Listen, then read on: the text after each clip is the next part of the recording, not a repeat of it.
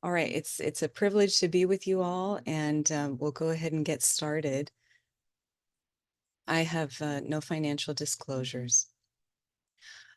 So when we think about the evaluation of a pre-transplant candidate, what we are really doing is a risk assessment of that individual.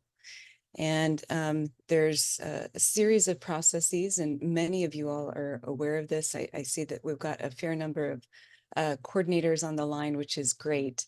But the goals of a transplant evaluation are to identify those absolute contraindications for transplant, assess the medical, surgical, psychological, and social risk factors of a candidate that may require some optimization prior to transplant, to update key screening and health maintenance procedures, evaluate immunologic risk, and of course, offer counseling, education, and guidance about the transplant process.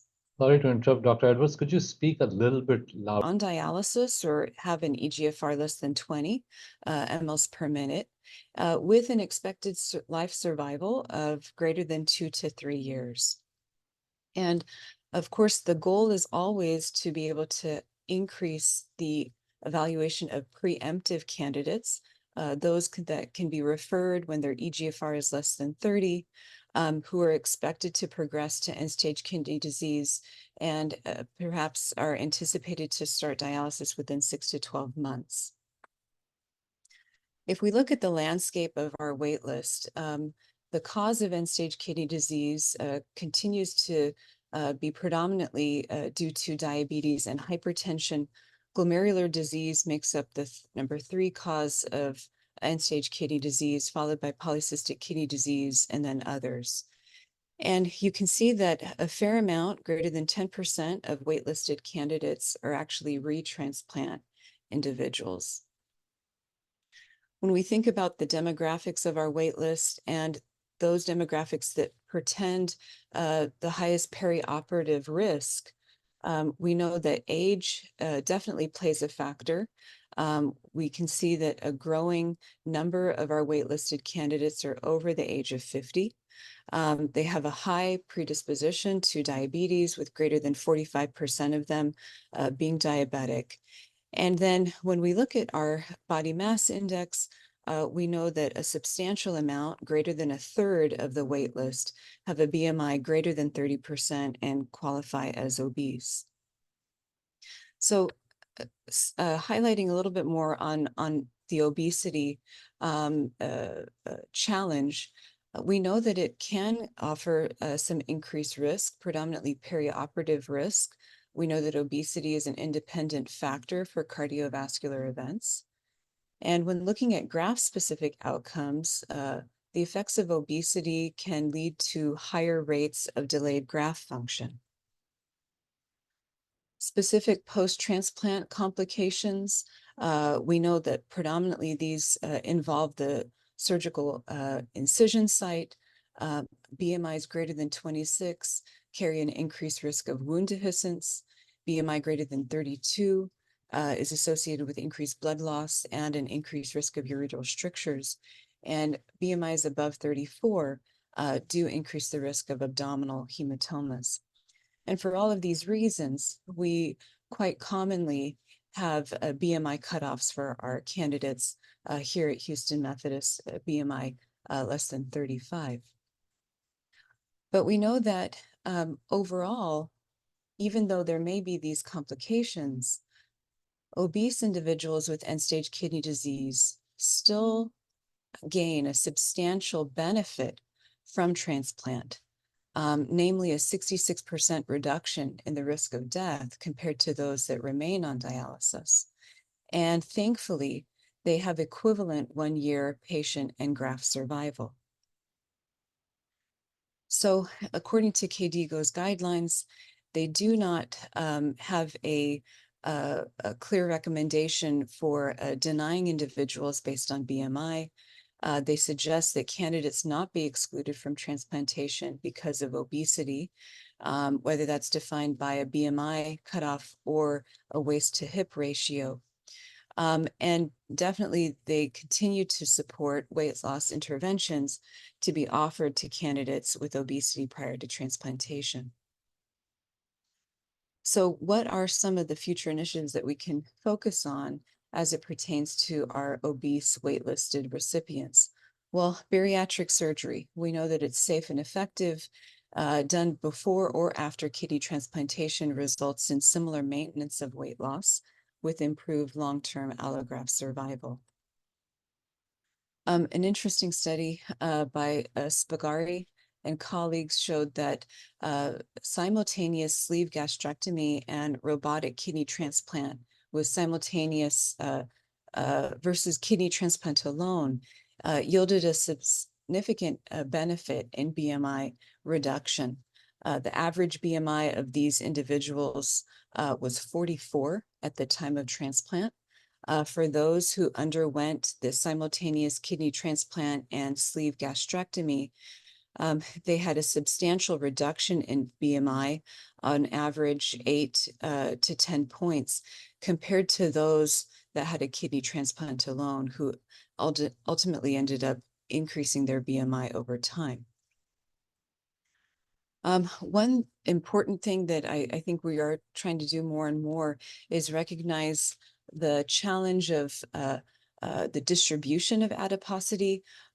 We know that central adiposity is linked to cardiovascular events, and therefore a waist to hip ratio rather than a BMI may be a better surrogate for us to track in our transplant patients, both before transplant as well as after. A study by Guan and colleagues noted the significant impacts of waist to hip ratio after kidney transplant and the development of cardiovascular events. And we know that death from cardiovascular disease remains the #1 cause of death with a functioning graft. So this is not something that we should just be notating prior to transplant. It's something that we should also really be focusing on after as we try to extend the longevity of the allograft as well as the patient. To this end, the National Kidney Foundation and the Obesity Society has come up with some key recommendations based on an obesity consensus conference that they held back in 2021, and the article was published in 2022. We know that obesity has multiple effects, metabolic, and is a key contributor to chronic kidney disease. And hopefully more can be done at the level of our CKD engagement with patients. Specifically, providers can be more aware of the importance of treating obesity, really working alongside endocrinology primary care doctors to develop metrics and recommendations to really support weight loss. Of course, all of that is key as it pertains to insurance coverage for some of these medications that we know have beneficial effects on helping with obesity. Of course, patient engagement is always going to be key, really educating patients about the important link between chronic kidney disease and obesity, facilitating more open communication, and then developing care models, care homes, where really weight loss strategies and sort of a multidisciplinary approach can be rendered to really help these patients. All right, so moving on in terms of our demographics and characteristics that may prove a challenge with our transplant waitlist, we know that we are dealing with an ever-aging population. We can see that over the last 10 plus years, there's a dramatic increase in waitlisted patients that are over the age of 65. This is a classic study by Wolf and colleagues, which really showed that for our individuals who are waitlisted, they do obviously gain a significant improvement in overall mortality. But that time to see that improvement is on average around 200 days for equivalent survival compared to the dialysis population. And so being mindful of that, we know that for those who are older, 60 to 74 years old, they actually require a longer time from the time of transplant to see that full survival potential. On average, for those age 60 to 74, the benefits of a kidney transplant are fully seen 1 to 2 years after transplantation. So we have to look at these individuals with the lens of, will they confirm a significant benefit from transplant? Will they be able to get through that initial post-transplant period with longevity? So to that end, KDIGO did comment on registry data that looked at pre-transplant age as a predictor of post-transplant mortality. And we know that individuals who are older, increased age, do carry an increased risk. However, the guidance is that patients would not be excluded based on age alone, and other comorbidities, frailty, etc., should be used to determine suitability for kidney transplant and kidney transplant listing. So segues into the assessment of frailty. Let's define it first. Frailty, loss of resilience in a state of decreased physiologic reserve, comes from the Freed frailty model, which is a clinical syndrome characterized by increased vulnerability, impaired ability to respond to stress. And most of these individuals are going to have involuntary weight loss, decreased endurance and muscle strength, a decline in physical mobility, low physical activity, and self-reported exhaustion. Frailty is quite common amongst our chronic kidney disease and end-stage renal disease patients and in our kidney transplant patients. When we think about the adverse outcomes associated with frailty in our CKD population, we know that it carries an increased risk of starting dialysis therapy, ultimately can increase risk of death. For kidney transplant patients, we know that those who are frail, waiting on the wait list, have a higher mortality, a decreased rate of actually getting to transplant. More commonly after transplant, for those who are frail going into that surgery, they do have higher lengths of stay, rehospitalizations, delayed graft function, challenges with immunosuppression, and overall can have significant cognitive dysfunction and post-kidney transplant death. Amongst our end-stage kidney disease cohort, frailty leads to decreased cognitive function, decreased quality of life, increased hospitalizations, falls, dialysis withdrawal, and death. And you can see that it is quite prevalent. 14% of patients with stage 1 to 4 chronic kidney disease fall into clinical frailty. 47% of patients who are less than 65 years old and on dialysis are classified as clinically frail. So this is key. It's not just a consequence of older individuals. There is something to be said about chronological age and physiologic age.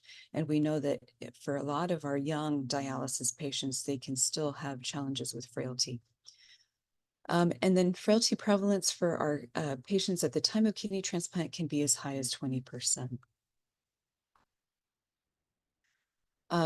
Briefly touched base on this on the last slide, but frailty in end-stage kidney disease quite common, as high as 71% in dialysis patients over the age of 65, independently associated with mortality, time to first hospitalization, adverse health outcomes, and decreased quality of life. And this is really quite substantial. I think a lot of us have been caring for dialysis patients. A part of their annual assessment at most dialysis centers is their annual health assessment screening, and really the effects of dialysis and quality of life is tremendous, but clearly frailty plays into that as well. So when we look at this continuum of frailty and we see sort of the classic risk factors that a lot of our patients with chronic kidney disease have, what are some intervention points that we can take to try to halt sort of this continuum that ultimately we know leads to significant challenges and poor outcomes? Well, prehabilitation. Prehabilitation, I think, is something that we know can prove beneficial. It is essentially the process of being able to enhance a patient's functional capacity prior to a surgery, overall improving their ability to be resilient, withstand those physiologic stressors. And it's been well studied among surgical populations, those undergoing elective procedures, and notable improvement in post-op length of stay and post-op physical function. And what it does is really shifting the focus, not just to the rehabilitation after the surgery, but really what can we do before to optimize these individuals? Of course, as it pertains to kidney transplant patients, this prehabilitation would be most realistic with those who have or who are waitlisted with a living donor. But there's still some value that can be gleaned from those who remain on the wait list. So knowing that greater than 20% of our patients are going into a kidney transplant already clinically frail, should we actually go forward with transplant? And the answer is yes. Definitely all individuals, even with those with very low physical functioning performance scores going into transplant, derive a substantial benefit from kidney transplantation. So you can see that in these individuals, and this is SRTR registry data, those that had either the highest physical function scale or lowest all derived a substantial benefit from a transplant compared to dialysis, so a reduction in that hazard ratio. And clearly, we should continue to transplant patients. Do their symptoms of frailty, those self-reported exhaustion, those low quality of life scores, do those improve after transplant? They do. After transplant, patients are noted to have higher scores, not only in mental health, but also social function compared to their age-matched cohorts that remain on dialysis. They have lower comorbidity scores, particularly those with decreased physiologic reserve. They develop a substantial improvement in their overall post-kidney transplant physical and kidney disease-specific health-related quality of life assessments. So what is the optimal metric for frailty? Well, we have a battery of options that we can choose from, but the optimal metric has not yet been established when we look at kidney transplant evaluation. A lot of centers will use a combination of these. Here we do value gait speed, gait distance as measured by a 6-minute walk test, assessments of hand grip strength, essentially a get up and go a chair assessment. But any combination of these can prove valuable and have been studied in the dialysis population. But again, the ideal frailty metric for kidney transplant candidate evaluation is unknown.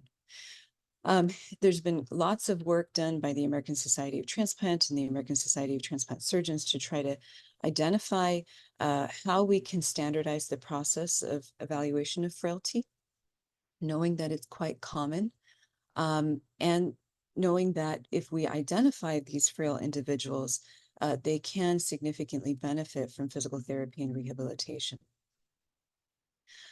But there is a need to sort of harmonize what our practice is and harmonize making frailty assessments a key component of a transplant listing. there's pros and cons to doing that. Of course, the pros are that we have a more objective and holistic assessment of the candidate. It can really improve risk stratification, inform decision-making as well, as it pertains to candidates, and identify those needs, and hopefully intervene while they're still on the wait list. Unfortunately, we know that there's some practical challenges with implementing consistent frailty assessments. Um, it's resource heavy, and there can be some ambiguity as to what interventions are the most effective. And realistically, how can we keep those going in somebody who is waiting 5 to 8 years on the wait list? But I think the focus needs to change from looking at frailty as a dichotomous state to actually more of a spectrum. And we identify those individuals who obviously are living with frailty, but those who may provide a substantial benefit after transplant. So looking at more of the reversibility rather than just the incidence of it. Future initiatives, I think these are going to be hopefully uh, areas of research and future assessment by the transplant community as a whole. But how do we really validate an optimal frailty tool that can be easily used in our renal population and in our transplant evaluants? Targeted research to really address how do we manage frailty within our population, maybe some toolkits, some guidelines that could be quickly implemented, not only at the level of the transplant center, but more importantly at the dialysis unit. And overall, just a better understanding of what the frailty assessment entails. I have had several patients who become quite anxious when they have to come and do their 6-minute walk test. They feel like this is the maker or breaker of whether or not they're going to be a transplant candidate. And I think working with them, helping them to recognize the role that these assessments play, and hopefully motivating them to continue to work and strive for more physical activity, physical independence. All of those, I think, are really important things that we focus on for the future. All right, so moving on in our evaluation to cardiovascular disease. We know that end-stage kidney disease patients have a very high prevalence of cardiovascular disease, both coronary artery disease, acute MIs, heart failure, ventricular hypertrophy, strokes, peripheral arterial disease, and valvular abnormalities. And you can see that, of course, the prevalence is highest amongst our hemodialysis patients. And roughly 10 to 15% of waitlisted patients that are over the age of 50 are removed every year due to patient mortality and deterioration in health. And the predominant reason for that is cardiovascular events, unfortunately. What are some of the factors that predispose to CVD in our dialysis and CKD population? Well, they all have the traditional factors that we usually associate: age, diabetes, dyslipidemia, hypertension, low physical activity, and tobacco use. But some specific to the CKD population are the effects of anemia, bone mineral metabolism with abnormal extraosseous vascular calcification deposition, the effects of hypervolemia on left ventricular hypertrophy and pulmonary hypertension. Proteinuria, we know, is an independent risk factor for CVD, along with uremic toxins, vascular calcifications. And those risk factors continue to persist after transplant. We know that those with low allograft function, particularly those with delayed graft function or persistent eGFRs less than 30, continue to have an increased risk of CVD development. Also, the effects of chronic inflammation and oxidative stress post-transplant, the metabolic consequences of immunosuppression, particularly with post-transplant diabetes and obesity, all continue to increase CVD risk across the board. So according to KDIGO's guidelines, when we think about pre-transplant predictors of post-transplant mortality based on registry data, we know that there is a clear association with the effects of diabetes on mortality and, of course, cardiovascular disease and events, whether that's peripheral vascular disease, coronary artery disease, or heart failure. Now, in terms of the evaluation and the focus, we really broadly characterize patients into two main categories, those that are asymptomatic and those who are symptomatic or have established cardiovascular disease. In the asymptomatic cohort, most all of our patients through the evaluation are going to get a basic H&P. They're going to be examined. They'll get an EKG. And if they've been on dialysis and they have those classic cardiovascular risk factors, the minimum recommendation or suggestion by KDIGO is an echo.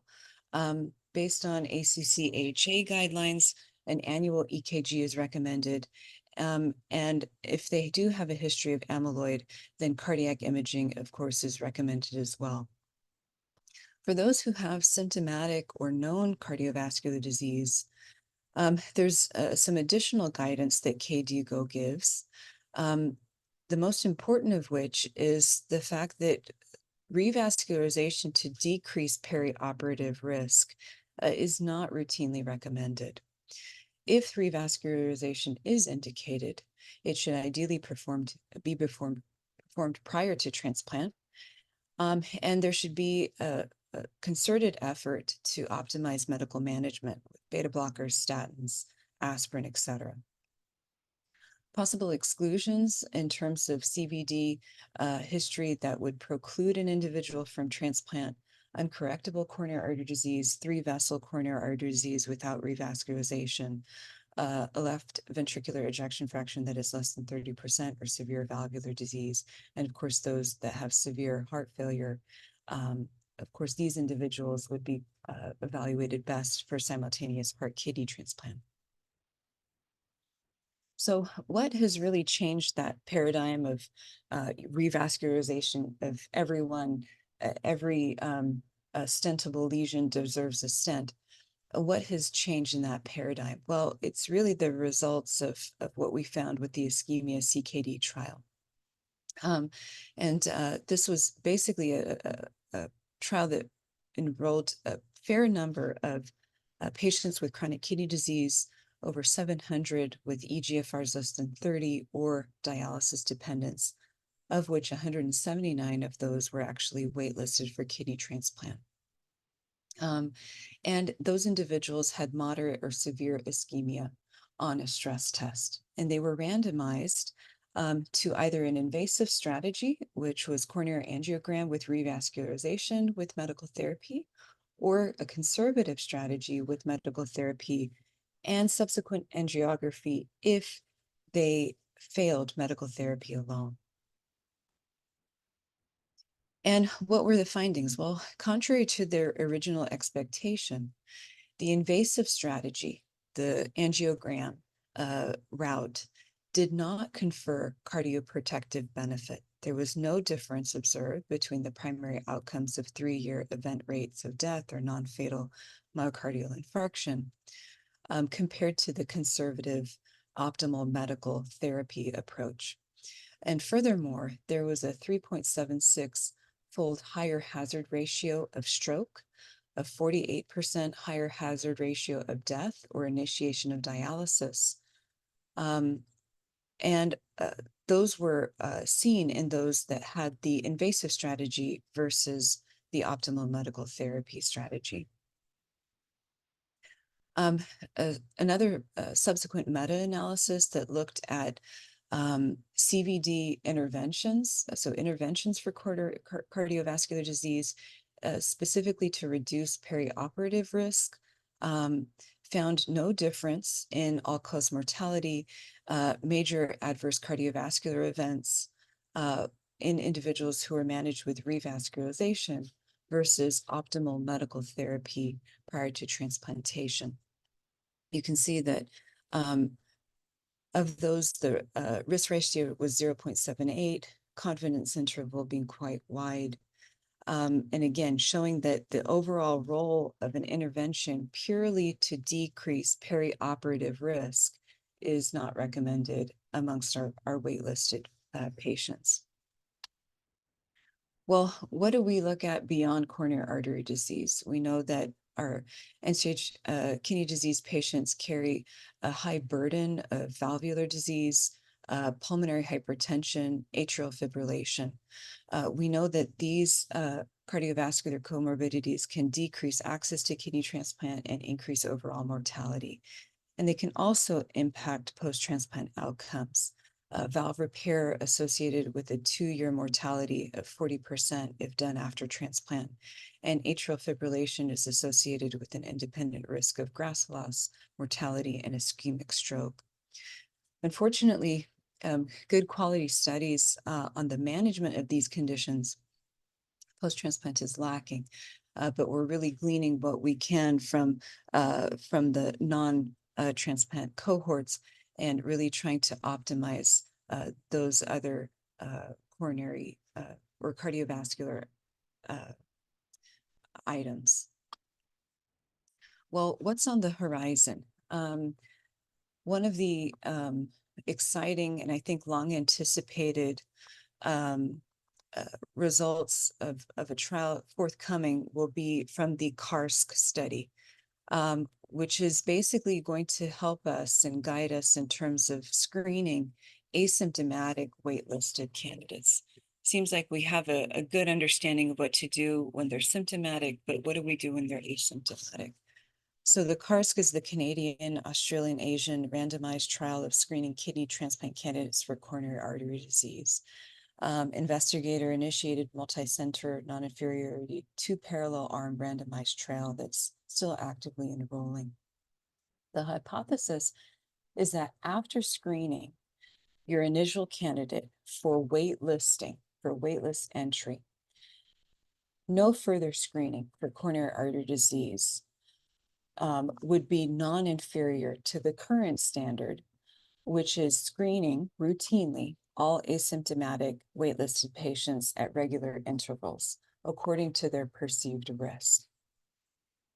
So it hopefully will give us some guidance as to whether that's a safe approach, whether we can actually decrease the frequency and the repetitive cardiac testing that we often do on our waitlisted individuals. Additionally, it'll compare the benefits and costs of not screening versus regular coronary artery disease screening from a health system perspective. So they're actively enrolling 7 countries and so far have recruited over 1,700 patients. And so I think this will hopefully give us some evidence-based guidance in terms of what we do with the waitlisted candidates as it pertains to cardiovascular testing. So what should we really focus on when we're thinking of our waitlisted candidates? Well, I think we've underutilized what optimal medical management can do. We know that the emphasis that we can place with our patients on physical activity, dietary restriction, tobacco cessation, although these can be challenging and sometimes difficult conversations, they're worthwhile and they're feasible interventions that we can use to reduce their overall risk. Hypertension management is something that really we need to focus more on. And the reality, observations from the ischemia CKD trial showed that at the time of enrollment of those individuals, less than half of the patients had a systolic blood pressure less than 140, and over 54% were not on any type of renin-aldosterone, angiotensin-aldosterone receptor blocker. So underutilization of our medical management needs to change. Some of you all have heard of sort of the new kid on the block, if you will. This is a recent consensus statement from the American Heart Association. And we now have a new syndrome, cardiovascular kidney metabolic or CKM syndrome, which basically recognizes the the unique interplay that metabolic disease has on cardiovascular and kidney disease risk, and hopefully providing us with an eye towards not just seeing these disease entities as a silo, but interconnected models. Sorry, I think I accidentally blocked, but basically what I was showing there were there's 4 stages of CKM syndrome.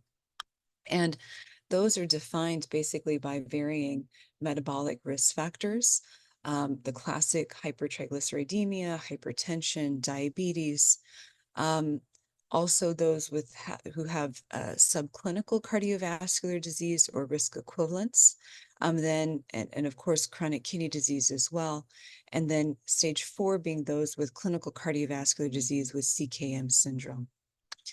The whole goal of defining individuals and starting to classify them in these different stages of CKM is really to try to harness and increase the utilization of agents that we now have readily available to us, key pharmacotherapy, that have beneficial metabolic effects, not only at the level of the kidney, but also those that improve cardiovascular outcomes. And these are our SGLT2 inhibitors, our GLP-1 receptor antagonists, our mineralocorticoid receptor blockers.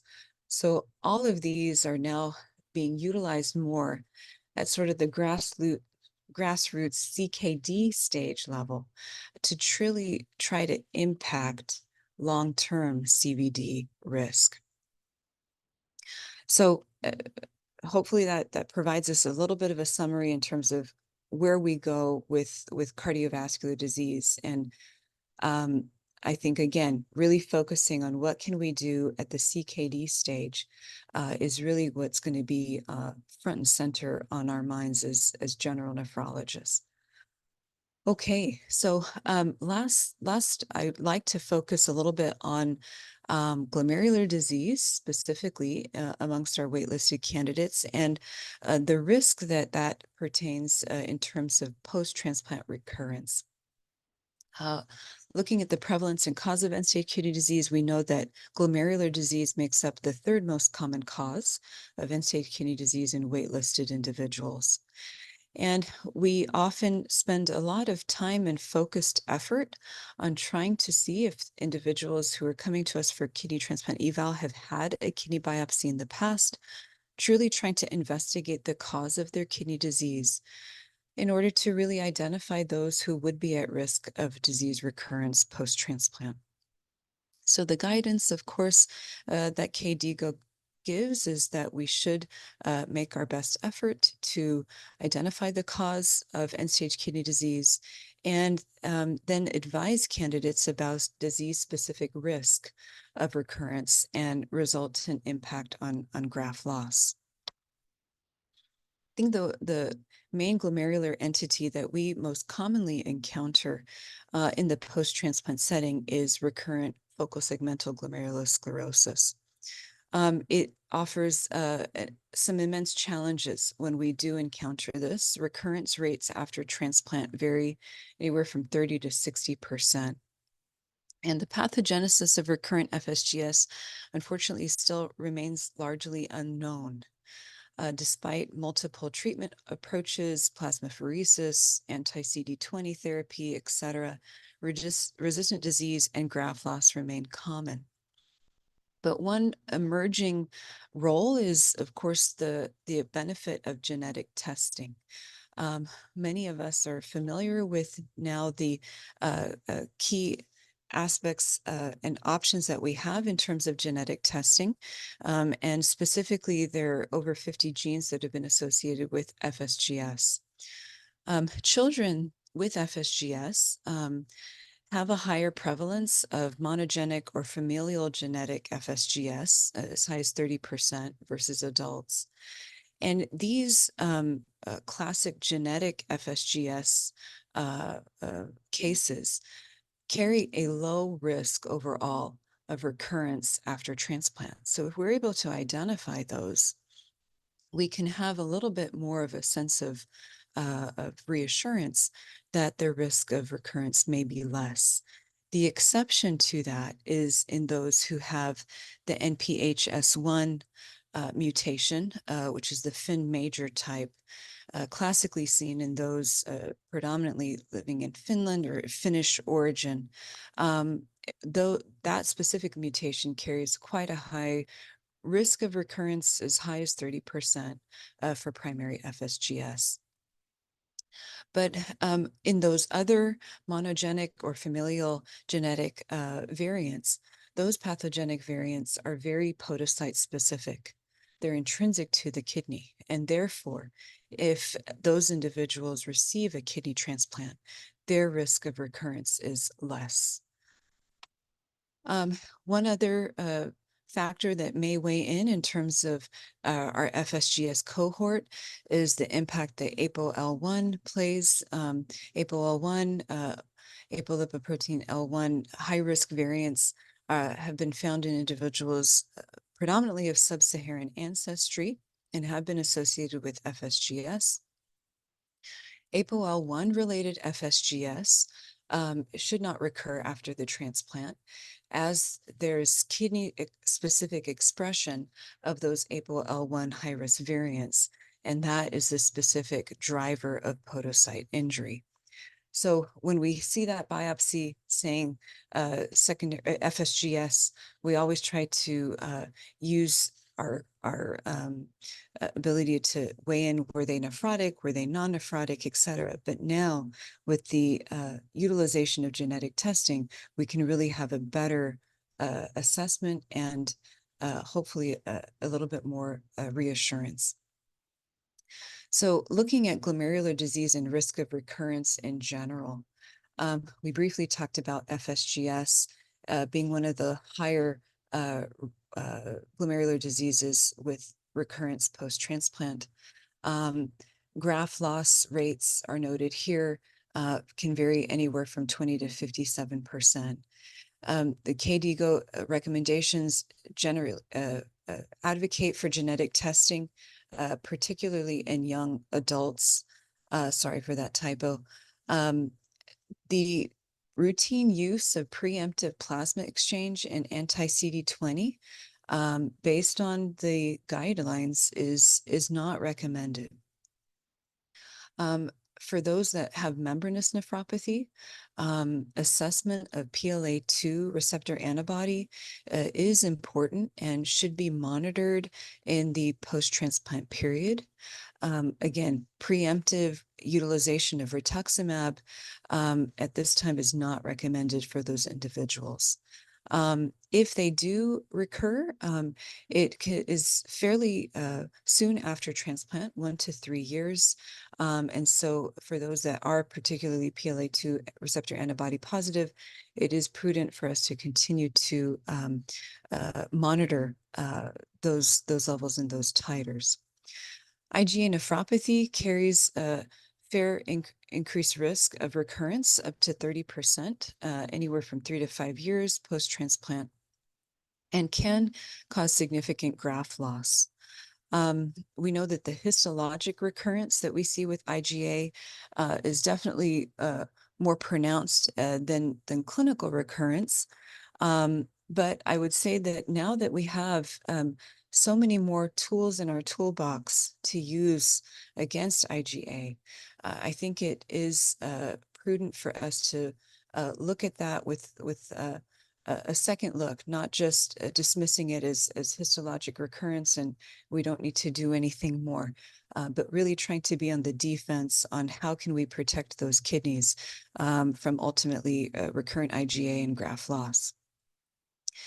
Specific to lupus nephritis, we know that recurrence can be fairly high, 5 to 10%. Usually 2 to 3 years post-transplant.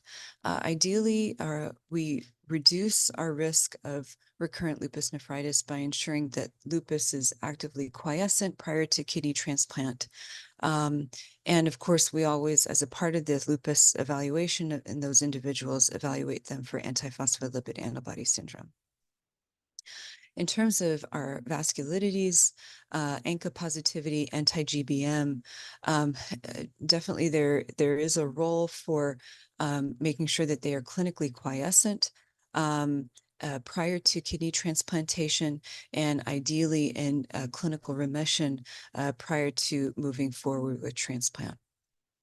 And they note some key aspects of membranoproliferative glomerulonephritis, particularly immune complex associated, as well as C3 glomerulonephropathy, which actually carries a high risk of recurrence in the allograft, high risk of graft loss, and definitely utilizing genetic testing for identifying complement dysregulation is critical. Didn't have it on this slide, but another key disease state that we should be mindful of in terms of high risk of recurrence post-transplant is atypical HUS.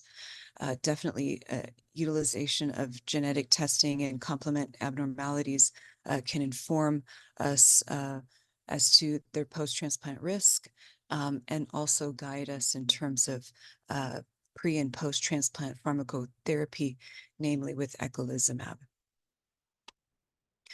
So what's the role of genetic testing in kidney transplantation? We know that it's a rapidly developing field. We know that it's that more widespread use and implementation of it, particularly in those individuals who may have some family history, glomerular nephropathy, and have a living donor, can prove very beneficial, especially as we assess living donor risk. But of course, the main role is informing that future risk of disease recurrence and guiding us in terms of how we adapt our transplant care and monitoring post-transplant. So to wrap up our talk, I hope that this provided a little bit of a broad overview of really what are some of the key elements of the pre-transplant evaluation.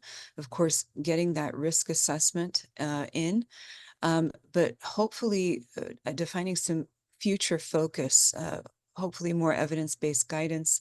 I think all of us are eagerly anticipating the results of the CARSC study that will really guide us in terms of what we do for those asymptomatic waitlisted patients in terms of cardiovascular assessment, but hopefully also motivate us, we as nephrology, we as general nephrologists, to focus on earlier interventions during the CKD period. What can we do when they are coming to us, CKD3, to really try to optimize their cardiometabolic profile? And also continuing to work and build that multidisciplinary approach. I think designations like the CKM syndrome is going to hopefully promote that more and more. Hopefully the goal of all of this is to really increase access to transplant. I think sometimes when we're looking at our patients with that lens of, oh, do we just rule them out? Yes, of course, we want to make sure that we're not putting them at a greater harm by doing transplant, but we can't underestimate the great benefit that is derived from a successful transplant. And so what can we do as they are being evaluated, as they are being waitlisted, to further optimize that? So with that, I'll finish up and I'll open it up for any questions. All right, thank you so much. Angelina, we have a question. Does anybody in the audience have a question before I start reading from the... I have a quick question, and I just wanted to say thank you, Dr. Edwards, for this comprehensive overview, especially that slide on, recurrent GN, or basically what we do pre-transplantation. There's always this dilemma, especially with PLA2R associated membranous, of the titer before transplantation, because I know, the standard, recommendation is not to give rituximab or treat, but to me, it's a bit of a dilemma. If the titer is really high, are there cases where we should, preemptively treat or not? I know there's some case series on this, but What are your thoughts? So, Yeah, no, I mean, I think it's, Very, I think also probably the main guidance that we can glean, it would be post-transplant surveillance biopsies. And specifically looking, I mean, if we have a high titer and we marry that with histologic evidence of the PLA2 staining, I think that is a moment where we need to be more preemptive and employ more of those immunosuppressive tools, and not just rely on our standard, cell sub tacro, that should take care of things. But hopefully having that histologic data would then really guide that management in terms of reducing that post-glomerular disease risk. right. Dr. Edwards, this is Wade Suki. Yes. First, I want to congratulate you on covering you such a broad front with such clarity. I have 3 comments. I'll try to be as brief as possible in view of the time.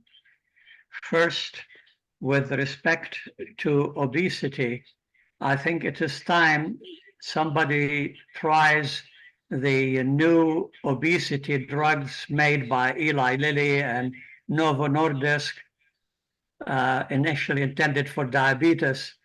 Somebody ought to try them in treating the obesity before transplantation and even after transplantation.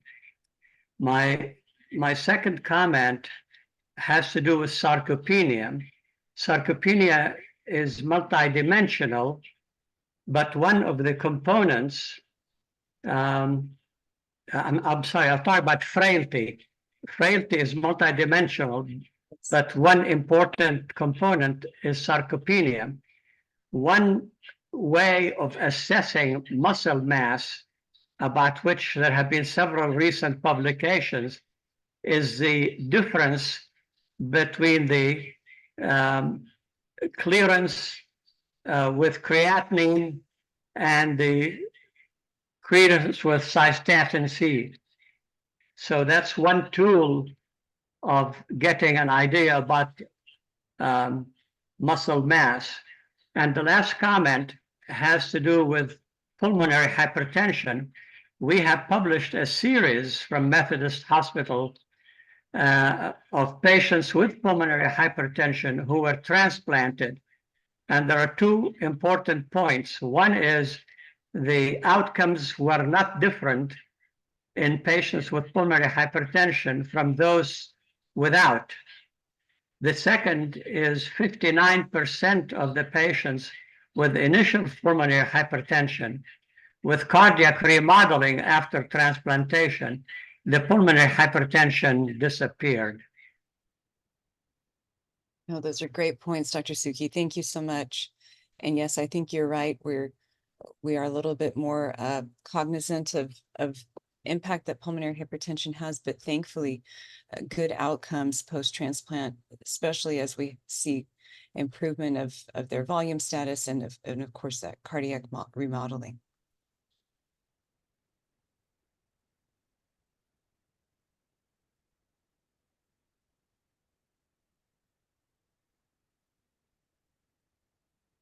Right. Any other questions? I think there was another question by. Yeah, I'll unmute. Tariq, is that okay? Yeah, please go ahead. Yeah. Yeah, so this is George Taffet. Angelina, I really like that, and thanks for the attention to frailty and the plug for geriatricians. So I agree with you that there's definitely no standard frailty tool, but we actually like the deficit accumulation approach because it's simple enough, so even I can do it. Count the number of variables and then count the number of the variables that are either have an up arrow or down arrow. And that ratio gives you an idea of how frail the person is. Normal, about 15% or less. Between 15 and 30 is a little bit frail. More than 30 is more frail. And if you're above 50% outside, then you're really, really frail. But I also like about that is it gives you an idea on where to intervene where, for instance, the frailty, what are you going to, it doesn't really give you any place to go on how to make the patients better, meaning less frail. The only caveat I would give you is that in patients that are on dialysis, they have so many lab abnormalities that if you use the blood work in your frailty and your deficit score, they have higher frailty than if you use functional type things. But again, I think you're right. I think frailty is a really robust predictor. I just wish we would focus on fixing it. No, great points, Dr. Taffet. Thank you. No, thank you. Can I add something, Angelina? Dr. Keith. I'm really excited that the presentation has, generated so much discussion and quite a bit of attendance, so thank you. But I want to talk about frailty for a second. We've been really after frailty and sarcopenia for quite a while, and Angelina, you're aware, we have a program of rehabilitation. We try to increase physical capacity. We do actually put some patients, we have some donors and recipients on medications for weight loss. We have pre-transplant physical therapy. I think it's time, if George is, as interested as he and knowledgeable as he is, maybe we can collaborate on doing something with really building that into our model, because we do have a high percentage of patients that are over 70 now that we're transplanting, and they're increasing all the time. So I do think that we need to do something about it. Thank you for really highlighting this. Thank you, Angelina. Great job. Yeah, I agree. Thank you. All right, great. Thank you, Dr. Edwards, again for a wonderful presentation, and I think we'll close the session. Thank you all.